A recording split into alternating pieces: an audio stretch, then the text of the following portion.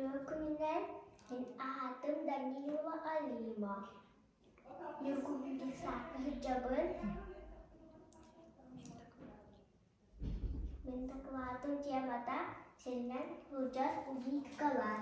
Ulitkajen üvel ulitkalar borgadan sujallar halkıngadan sujallar.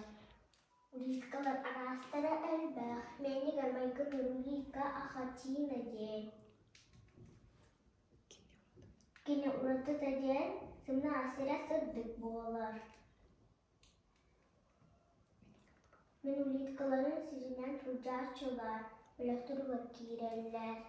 Ulitkalar harakta ahtar, ayakta ahtar, surakta ahtar, ınılahtar, çişte ahtar, çiştere ahtarlayın ki müskaceri çiğre. Volkı izleyen arası vattar. Barda güller, sımıtlara mahanın boğalar, sımıtlara oğlar dönür. Mağnyatı görbe çoktan hıstalına, dönür göber umut boğalar. Ulitkalar kıra erdehtirden ahırların olsun güller.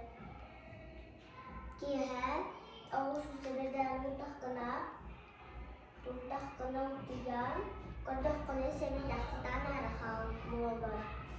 Ulitkalar ağır azalısıyla, fırıkta da arasta resmiyle, ağaçtaki ilmaga hiyal sımırkağa. Sımırkağa şeyleklerine kanseder gıda dönüyorlar. Ulitkalar, ulitkadan sırcalar, kişiliklerden sırcalar, mostadan sırcalar. Ulitkalı sıray garhantar takına, ölçeri şiir, ondan çeliğin sınır. Min ulitkaların su yapın, ahatarbın, gülete derbin, holusu büyübün. Ulatakların gören verevi, havas kapantan acı dehstakına, emtigi.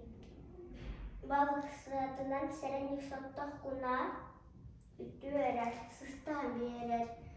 Ulitka oğların şöyle haritak kına, bir sınırdan yeler kutuk boğalarlar. Oğlar, ulitkana yiyeten, keten kırın, bilgi gitin, kanatın, boğulduğu dihim mahtal.